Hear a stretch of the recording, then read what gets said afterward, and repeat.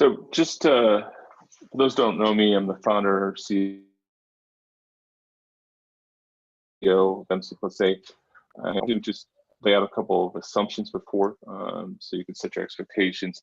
We do think that, or we have the expectation that you have some idea of what an insight engine is, which is the next generation search engine, and also just to kind of let you know that this is going to be part of a series. So we may not dive in as deep as you'd like, or better, give us some feedback on things that you may want to have expanded, and we'll take those on in a future webinar. The general agenda for today. But we like to start off with a little background about who MC+A is, and simply put, our goal is to make IT simple. So the topic of an insight engine and enterprise search is fairly complicated, and our goal is to simplify it such that the features are understandable, the approach and methodology to implement it is known, and we want to talk in plain speak versus techno jarble. And so overall, we just always want to keep it as simple as possible. And when it's simple, and if you go back to the roll screen, is a quote from Leonardo da Vinci that, you know, simplicity is actually the biggest form of flattery. So again, who we are? We're an independent consultancy. So we're not necessarily pitching any one product. We're not a hammer finding nails. We kind of only focus on this. I often tell people we don't sell email boxes. You know, that this technology that we implement is at our very core of our capabilities, and each vendor or each open source project, it has pluses and minuses, and so you benefit from our overall expertise and strategy. We've generally done most things at least once or dabbled it. It's not something that's new to us. The general capabilities of the firm, insight engines fall under our both our cognitive solutions and our analytics, kind of depending on the particular use case. And going back to our approach, you know, the Damien Newman drew this up as an approach for a design process, and it's very near and dear to us, where on the left, we're starting with a very complicated topic, and through iterations, we're smoothing it out to a more simple form. One of our client decks, but we work with all sorts of clients, large and typically Fortune 1000 companies. And just to give you kind of a background of breadth and depth, the journey from search to insights, and on a lot of topics on LinkedIn and other areas, there's kind of veteran folks who don't really see this as being much different than or it comprising techniques that have been around for a great deal of time. But you know, we kind of feel that this is a revolutionary point in how technology can optimize digital interactions. And so those interactions can be people coming to your website, it could be part of a customer journey, it could be part of a sales process, it could be, but people are going to the system not to necessarily do search, and the technologies here are taking that into where we can inject it into those processes. So kind of a core belief of ours is that the insight engine is the key to optimizing your digital experience, that we can inject it into the flows, into the interactions in a variety of ways that make it very compelling, whether it's your customers or your employees. A big key to successful implementations or thinking it further into next generation is to not make the interaction be opt-in. our experience is that, you know, we come from a big Google background, where we would set up, you know, a google.mycompany.com, and people would leave the platform that they're using, let's call it Salesforce or Jira, and then go to the Google site that we set up for them. And we found that that wasn't necessarily the best. So where we can inject it into the journey, into the pathway that people are doing, whether they're trying to find a product, if they're trying to find a knowledge article or something to assist, if they're trying to find a playbook. They're, you know, the search itself is not what the person's attempting to do. And so we want to take, and just how technologies are evolving, search exposes itself as a RESTful endpoint, which then can be called in a variety of ways. And we'll show you some non-search activity that you can kind of think of.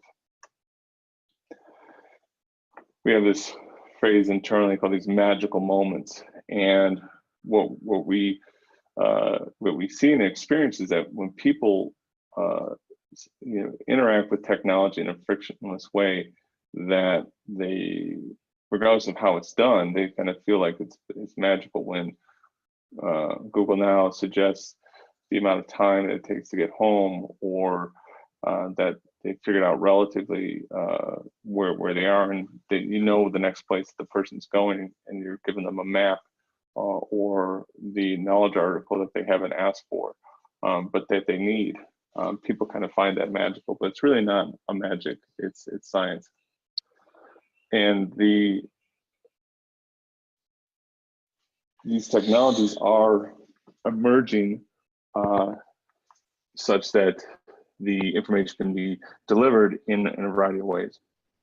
So the building blocks for the Insight Engine is, of course, the search system, but the search systems themselves are becoming quote unquote indexless, meaning that the technologies that we're talking about with Insight Engines are actually sitting above the index. So when people say, oh, we're using Solar or Elastic or something else, it's kind of indifferent. IBM has dropped the Visimo index out of its core platform. Coveo has adopted Elastic, and you'll see in the future more and more vendors and more technologies kind of sitting above this, so that the insights themselves are gleaned from information that's not part of a traditional index. Broadly speaking, your Insight Engine is only worth what it can see. So connectivity is important. Connectivity into systems is important. The big piece of machine learning, and so a lot of times it's artificial intelligence, but most of the techniques are machine learning techniques. The advantage of machine learning is that you don't have to learn the algorithm, you just have to train the algorithm. So you're giving it training data, scoring the training data, and it is doing all the magic itself. And then lastly, natural language processing is a big component, because people, I always joke that I'm much better than my father at finding information, because I know how to Google, and he's not as experienced. And so, but that's because of my experience. And if we can just have people should talk to the system in their native vernacular, in their native voice, and the system, it's the burden of the system to give them the information, not the other way around. So where to start? These are, again, just a couple more points on it. This is beyond just so people come and say, well, we bought a CMS and it's got Lucene built in, so we're good to go. And that's not true. It's not really in the same ballpark of what we're talking about. That we're talking about providing people the information they need, not necessarily responding based on keyword. And again, people aren't coming to your site to search. In fact, their search is just the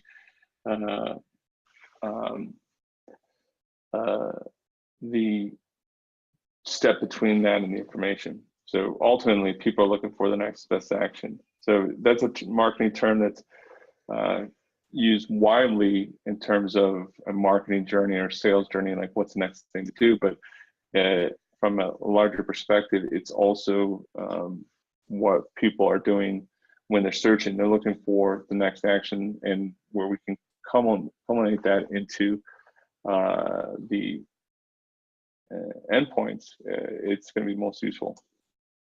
So here we go.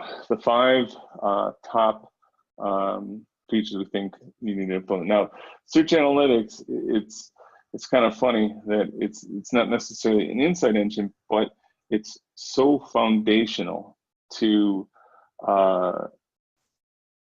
the next generation search system that we kind of call it on our own. So with search analytics, I mean, and this is beyond, hey, what were the top 100 queries? What were the ones that produced? You know, we want to understand a whole lot of information for it. And when you have a more robust analytic platform, when it's tied into the entire journey, so the search is just a slice in that journey. You need to know, where did they go, where did they come from? So we really feel that having the analytics gives you the clipboard that allows you to make those changes, and then you can do head to tail analysis. And what this allows you to do is self-tune on. So the head is those top 100 queries. So those, you generally know what people are doing. There's a lot of them, and they're typically very specific, though there's always some surprises in there. But most of the queries are in the tail portion, which is the smaller set. They're also the ones that you can do the most to improve. And if you have the logs, if you have the analytics, you know, you can run analysis on them. And the vendors, inside engine vendors, typically have a process in this where they're either upfront about it, so they're giving you the tool to give you the output, or they're auto tuning based on it. And so that this information is just simply written back, and you know, it kind of depends on which one that you're looking for. But this gives you ideas for synonyms. This gives you ideas for how to correct spelling based on looking at what are the big queries and what are the queries that are most like those within your search results.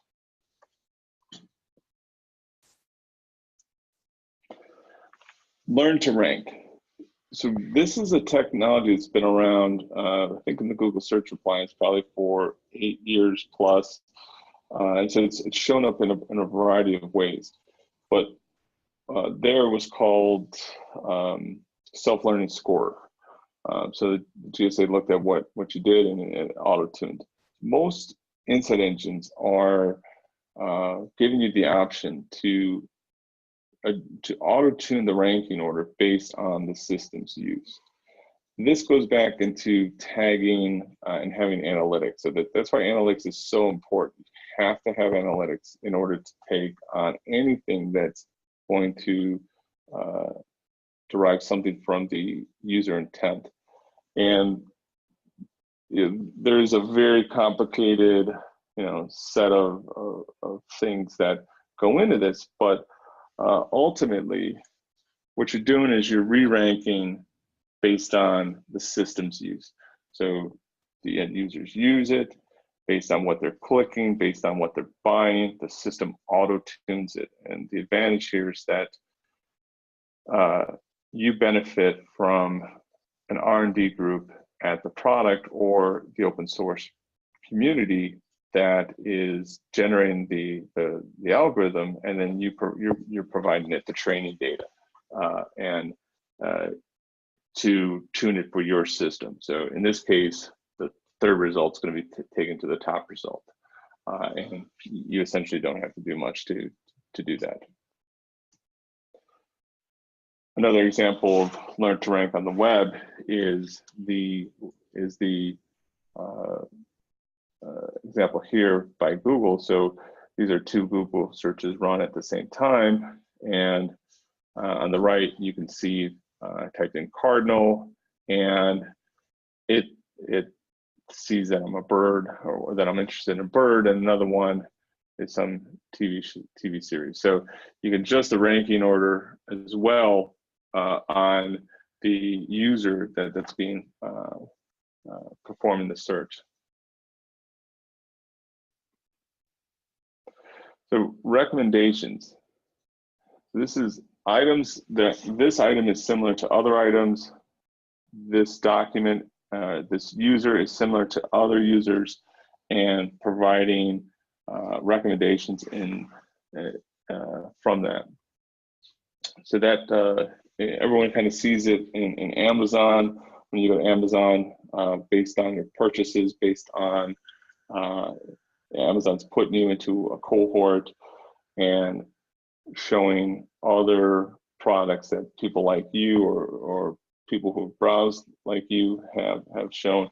And most insight engines have this this kind of feature, but it's not necessary just for documents or sorry, products. In this example, which is on Coveo's documentation page, you know, people who viewed this page also viewed this, and so that is another example where you are showing based on the score of the document, the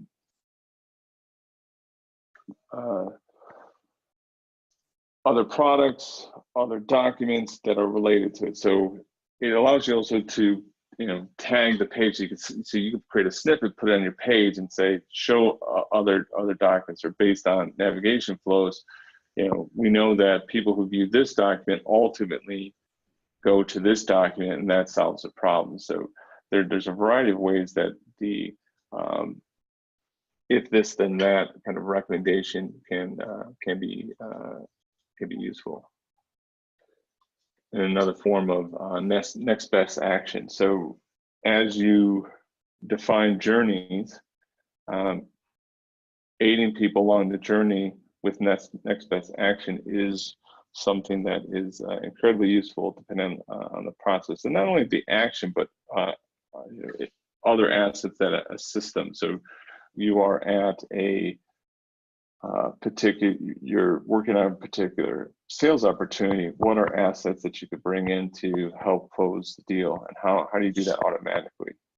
You can these are the next best action kind of items that we're seeing people do.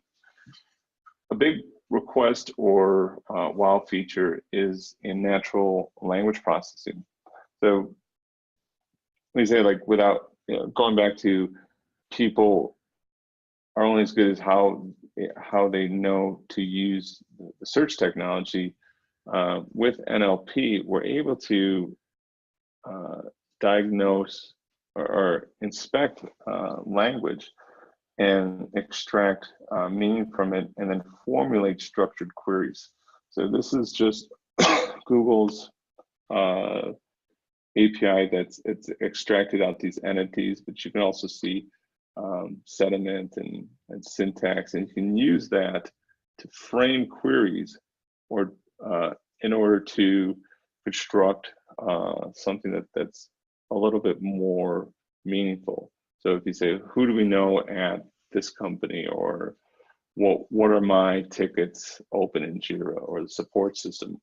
Based on training sets, we can pull out entities and understand what the real query is, and then structure that query to the search system. And what that allows you to do is to end up getting answers. So here's an example off of Ativio's website, where how do you set up the web crawler? Well, actually, so if you're not performing a search of how plus set plus up plus crawler, you really want to know the tutorial for the website.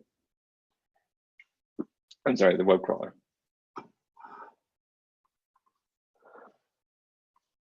And then lastly, classifiers. Classifiers have a variety of uses, such as determining sentiment, fraud detection. So this is essentially giving an attribute to content which allows you to enhance it. So you could put structure or additional metadata, or as I said, trigger warnings, etc., based on the tagging that you're doing. And then you don't have to, it's not simply regular expressions or pattern matching, that you can create models to help you classify the content in a variety of ways. An example here is where we are extracting out the topics of the kind of, so classifying this content as what it's about, and then you can use that for summaries or snippets or what have you. So that's it. Those are the 5 major features that we think should be in a Insight Engine. What we've seen again is that a lot of people have, particularly with our affinity towards school, that they are migrating away from the old search technology and doing these lift and shift processes to get a equivalent system in place right away. But I think that there's a lot more opportunity if you start to look at these other areas.